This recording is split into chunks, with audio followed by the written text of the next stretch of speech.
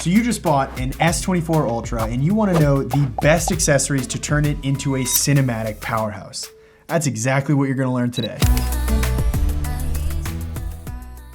So when it comes to shooting video content, you're going to need an accessory that helps you capture smooth and professional movements. And that's exactly what a smartphone gimbal is going to do for you. Now in front of me, I have two of the most popular options for smartphones. We have the DJI OM6 and we have the Hohem M6. They both have pros and cons associated with them, so let's start with the OM6. Outside of just capturing smooth shots, which both of these are going to do really well, the OM6 is also really small and foldable, meaning you can literally fit it down into your pocket, which is super helpful. We also have the extending selfie arm, which is great for vlog style content, filming low angle shots without having to break your back, and also just getting long sweeping movements due to the fact that it's just a longer tool. On top of that, we also have this really cool magnetic system where we can easily take the phone off, use it just handheld, and then snap it right back onto the gimbal where it will rebalance itself and you're just good to keep filming. So those are the pros, but let's talk about the cons.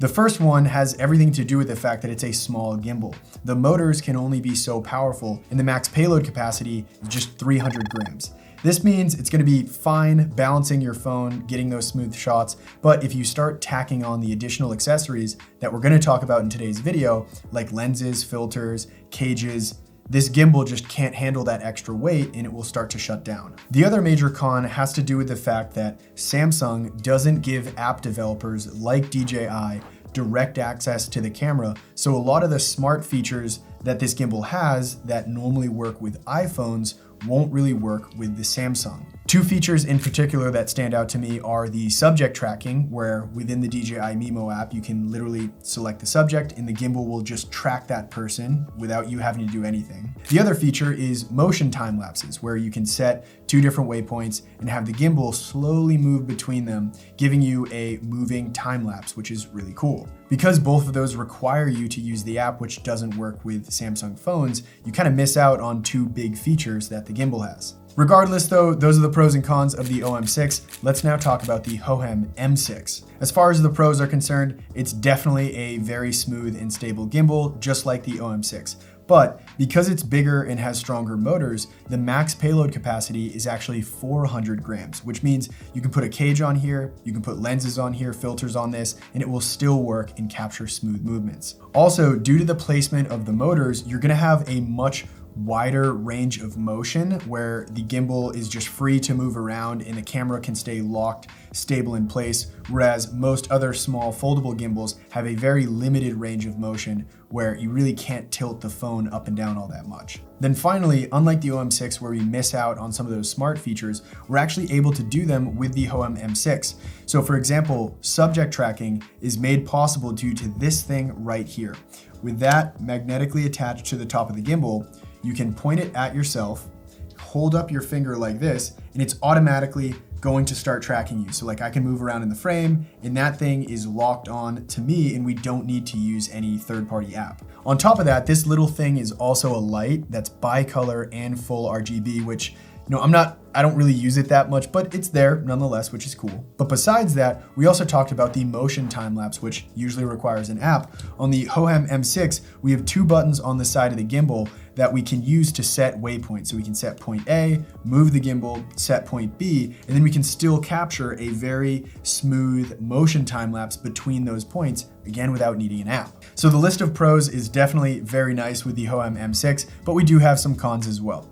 The first is that it doesn't really fold down at all, so it's not anywhere near as packable and easy to travel with as the OM6. We also don't have that really helpful magnetic clip, so every time you want to stop filming with the gimbal, you actually need to tap the power button, which will first put it in standby if you tap it twice, and then you can take out the phone, which takes a minute.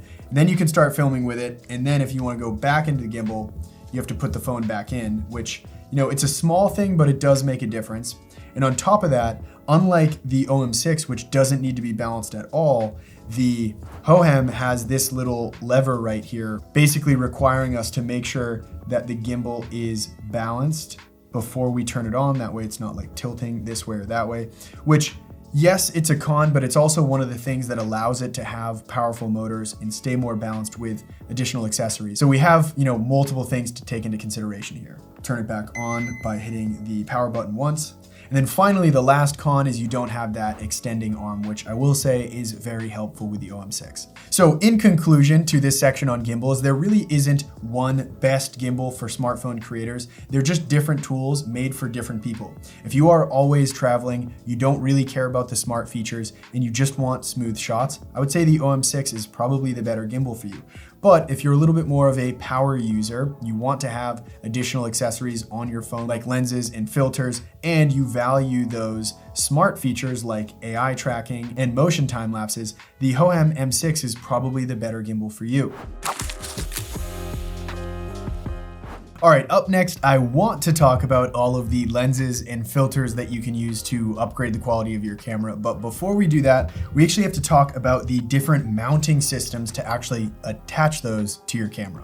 You see, the problem is all of these major smartphone accessory brands like Neewer, ShiftCam, Moment, Beast Lens, and Sandmark, there's a ton of them. They all have different mounting systems. So if you buy one lens and another brand's mounting system, odds are the two aren't gonna work together. Now, what I typically find myself using with my iPhone is ShiftCam lenses because my favorite mounting case is the ShiftCam case, and it makes using their lenses kind of a no-brainer because I like the case. Now, ShiftCam does have a case for the S23 Ultra, which I'm 99% positive will work on the S24 Ultra, but their specific one for the S24 Ultra has yet to come out. So instead, what I've actually been using is the universal lens clip from ShiftCam, which allows you to take ShiftCam lenses and snap it onto really any phone because that clip can just attach to anything. But I will say in my research, I came across another product from Neewer, which is their camera cage for the S24 Ultra, and this thing is epic.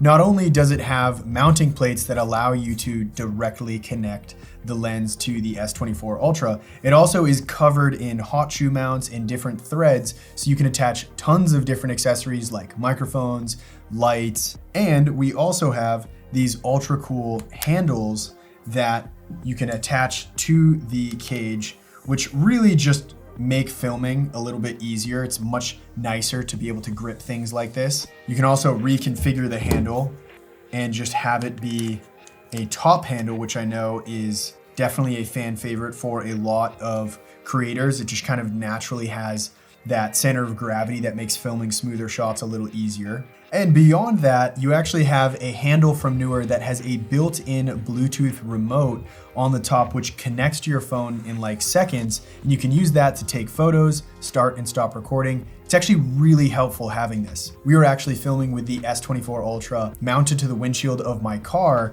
and while we were driving, we were able to start and stop the recording by literally sliding this little piece out of the handle and just keeping it on us for a little trigger. Now, on top of all this, despite the fact that the cage is a little bulkier and heavier than a traditional case, it still works with the Hohem M6 gimbal, which is super helpful, and it works with additional lenses on top of it, all thanks to those powerful motors that we mentioned a little while ago. Regardless, both options for mounting are really cool and helpful. If you want the slim profile, I would say go with the ShiftCam universal mount, and if you want a little bit more of, again, let's call it the pro user setup, you could go for the Neewer cage.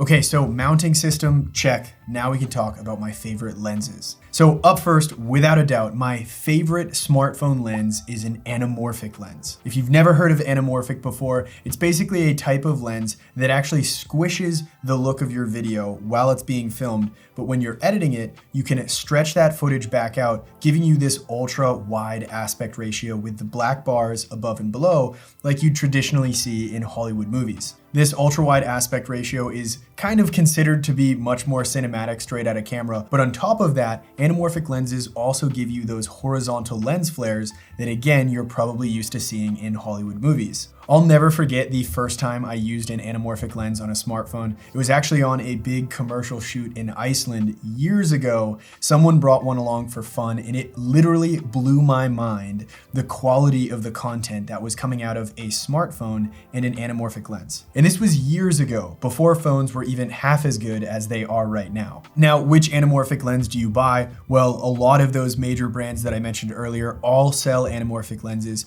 The ones that I find myself using most are the 1.33x anamorphic lens from ShiftCam, and I'll actually leave a card above where you can watch a video we recently posted on our YouTube channel where the entire intro was filmed with the s24 Ultra and the ShiftCam anamorphic lens. Now, the next lens I want to recommend is a telephoto lens, like this 60mm lens from Neewer. A 60mm lens like this is going to give you roughly a 2x zoom compared to the standard 1x camera on your phone. And now you might be thinking to yourself, Anthony, the s24 Ultra has a 3x and a 5x camera. Why are you recommending I get a 2x lens? Generally speaking, we want bigger sensors, and the sensor behind the 1x lens on your s24 Ultra is the biggest sensor of all of those cameras. So when we take a 60mm lens and we place it over that 1x camera, we are going to get a much higher quality zoomed in video or image compared to just using that built-in 3 or 5x lens. A lot of people will ask me, Anthony, how do I get that blurry background look on my smartphone without having to go into those software-enabled modes like cinematic or portrait mode? And the answer to that is you really need to use the biggest sensor on your camera, and you need to increase the focal length. So this combination right here is very powerful for getting that kind of cinematic, more DSLR or mirrorless style image out of your camera. So when it comes to buying filters, there's one thing you need to know now that will save you a lot of headache in the future, and that's the filter size or thread size of your filter. In my hand, I have two different filters. This one on the left is a 67mm thread size, and this one is an 82mm thread size. You can see it's much bigger than this one. Now, you can actually get all of these to work on your smartphone. It doesn't really matter the size, but it's something you want to be aware of. You see, right here we have our s24 Ultra, and this is the cage with the drop-in filter mount. This filter mount with the Neewer cage is 67mm. So I can take this filter, screw it on, and we are good to go. That thing just looks great. It matches 1-to-1. If I wanted to take this 82mm filter, I'm going to need to use this product right here, which is a step-up ring system. You can buy these on Amazon for like super cheap, and it basically, sorry, that noise is probably terrible. It basically upgrades the size of your filter mount. There we go. So it increases the size of that so we can put on a larger filter. Now we have the same phone, same original filter mount, but we've used step-up rings, and it's all gonna look good. Now that you understand the difference between filter sizes, we can actually talk about the dang filters. The first one that I recommend you look into is a CPL or circular polarizer. When you're out in the field shooting videos or photos, you're gonna notice that there are reflective surfaces out there. If you're trying to shoot through glass or you're shooting around a body of water or anything, right? There are tons of reflections. A CPL allows you to adjust and cut through those reflections, which a lot of the time makes for a much better shot because the colors are going to be more saturated. They're not just drowned out by all of the reflections. For example, we were filming content earlier where we wanted to get the s24 to be able to see through the windshield of my car, and that was only possible with a CPL. Now, the next filter you're gonna wanna look into is a VND or variable neutral density filter. Think of this like sunglasses for your camera. All it does is it cuts down on the light hitting your sensor, which doesn't sound that exciting, but as you grow as a content creator, you're gonna learn about settings like shutter speed, ISO, all of these things that control your exposure. And with these settings, one in particular has an impact on the motion blur of your image. This is your shutter speed. Now, without getting too technical, you want your shutter speed to be twice your frame rate. So if you're filming at 24 frames per second, you would want your shutter speed to be 1/48th of a second because that's gonna give you the perfect amount of motion blur. Motion blur is a really key aspect of filmmaking. It just really makes your images look more realistic and cinematic because motion blur is something that happens in real life. You can literally see my hand here. There's motion blur with it. So when you're outside filming and it's super bright out and you want to keep your shutter speed at the perfect setting, usually your image is gonna look like this. It's just super overexposed and blown out. This is where a variable neutral density filter will come in, act as that sunglass, cut down on the light, allowing you to keep that shutter speed where it needs to be to give you that cinematic motion blur. And then finally, the reason it's a variable neutral density filter is because usually you can twist these and change the amount of sunglasses. You can see this is super dark, and now we have a much less intense neutral density effect. Now, if you're wondering what my top recommended brands are for CPLs, VNDs, and the other filter we'll talk about, I will have specific ones linked in the description beneath this video. It can get confusing trying to sift through all of the different brands out there, so I've linked my favorites below. But nonetheless, the final filter I want to bring to your attention is this guy right here. This is the Cinebloom filter from Moment. It's basically a diffusion or a haze filter. What this does when you put it on your camera is it's gonna give you a little dreamy, kind of hazy look. It blooms your highlights, which is giving you the effect you're seeing right now. I don't like calling things like cinematic cheat codes, but I will say if you use these effectively, they can really increase the cinematic quality of your videos and photos by just giving them a dreamy, soft look. And that right there officially concludes my list of core video accessories that are gonna work perfectly with your Samsung S24 Ultra. Now, you obviously don't need to go out and buy every single accessory mentioned in this video. They're all just tools that you can use to enhance the look of your content. What's actually essential if you want to shoot cinematic videos and high quality photos is understanding the skills necessary to do so. And that is actually what we cover in depth within our online course, 14-Day Filmmaker. And if you click the link in the description of this YouTube video, you can get access to a bundle that includes a course that is dedicated to mastering the process of shooting and editing videos on just your smartphone. You don't need to go out and buy expensive camera gear to get high quality content. We'll teach you how to do it in under 14 days using the phone that you already have in your pocket. Over 120,000 people have enrolled in this course. It's allowed them to create better YouTube videos, viral content for their social media channels, and even commercial content for their businesses. When you enroll, you get lifetime access to hundreds of video trainings. You get access to the downloadable resources like sound effects, editing templates, cheat sheets that you can bring with you on set so you never miss the shot that you know you need to get. You even get access to weekly live Q&A calls that I personally host where you can ask me what the best gear to buy is, how to get the perfect shot for your videos, or maybe even grow your brand to new heights with professional video. On top of all that, in the course, we also have extremely in-depth gear guides covering all of the other types of video gear like tripods, lights, microphones, professional gimbals, lenses. I could literally go on forever. If you want to get lifetime access to all of that, it's one single payment of $48, making it, in my eyes, the single best investment you could make in your content creation career. The link to enroll is in the description along with all of the links to the gear we talked about in this video. So other than that, as always, thanks for watching and I'll see you in the next one.